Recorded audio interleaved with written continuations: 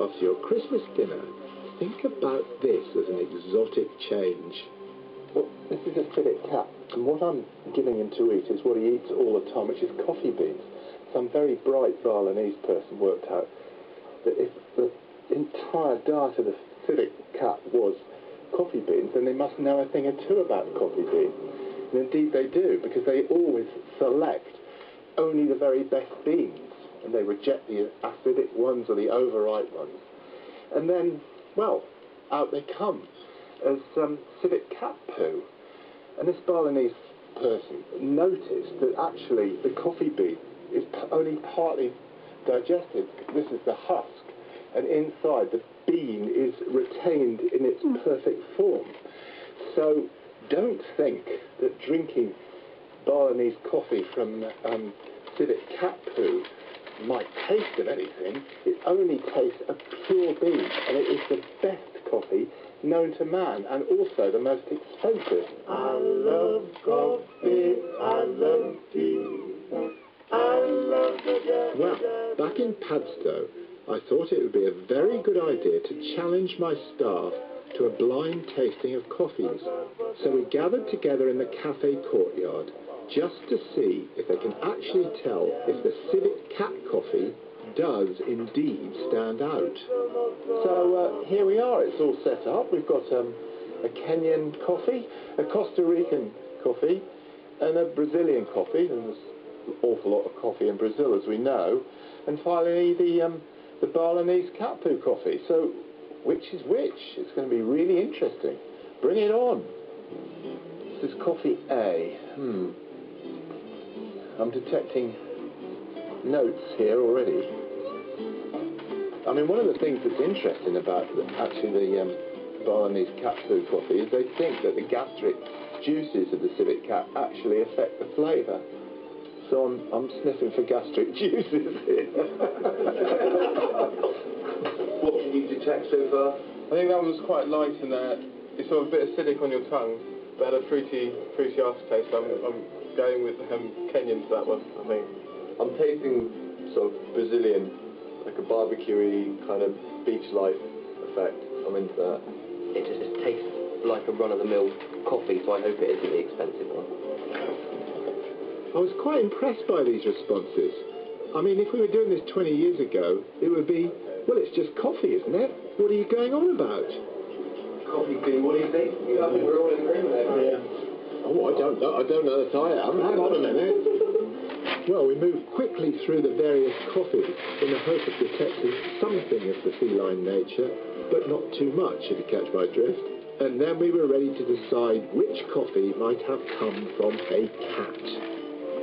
Who thinks that coffee A is the Balinese cat poo coffee? Right.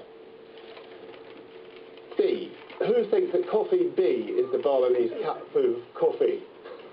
Thank goodness. Coffee C. Who thinks that coffee C is the Balinese cat poo coffee? 0. And finally, coffee D. Who thinks it? 2. Right, here we go. Right, coffee A is Kenyan AA coffee. Yeah. Right. Coffee B.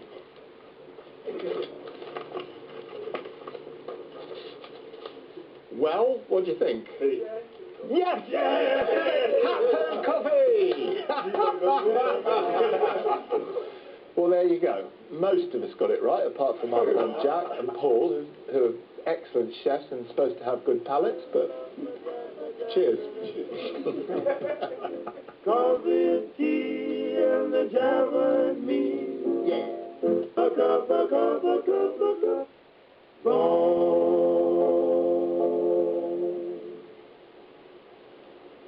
The rice fields of Bali are works of art in their own right.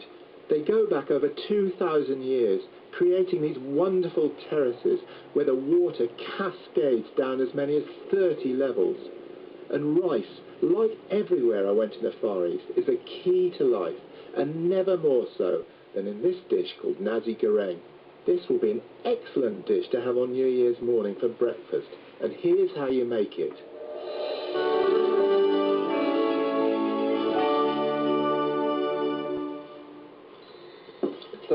fry wok really hot. I'm just adding 2 or 3 tablespoons of oil, ordinary vegetable oil, some garlic, and 2 types of chilies.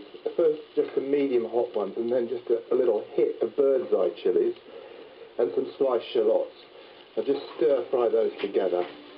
And Nasi Goreng, it just means fried rice. You can get it all over Indonesia and Malaysia as well, as it happens.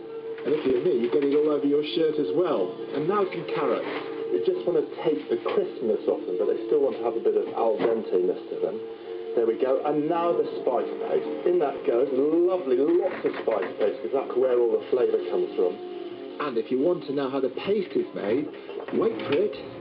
Black pepper, sesame seeds, nutmeg, macadamia nuts, shallots, lemongrass, ginger, galangal, garlic, fresh turmeric, chilies, palm sugar, shrimp paste, lime juice, and a little oil, all mashed together.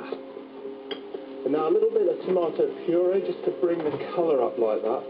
And very important in Indonesian cooking, some ketchup manis. Obviously where the word ketchup comes from, not an American word, Indonesian. Just stir that in a little bit, and now for the rice. And it is a way of using up lots of leftovers with rice. And obviously in that case this is a perfect dish for turkey. So in that goes, I'm going to put some prawns in there as well, just to give it a bit of deluxeness, make it a really special dish.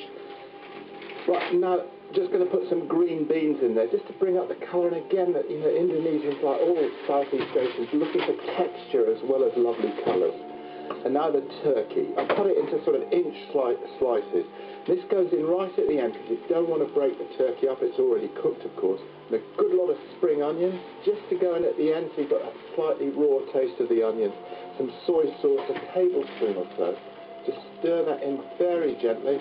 And that's it, except for my fried egg. This is what I had for breakfast nearly every day. The fried egg seems to make it just right. Oh, by the way, you sprinkle some slightly crispy fried onions on top of the egg, almost like a seasoning, and then you add a bit of tomato and cucumber as a garnish.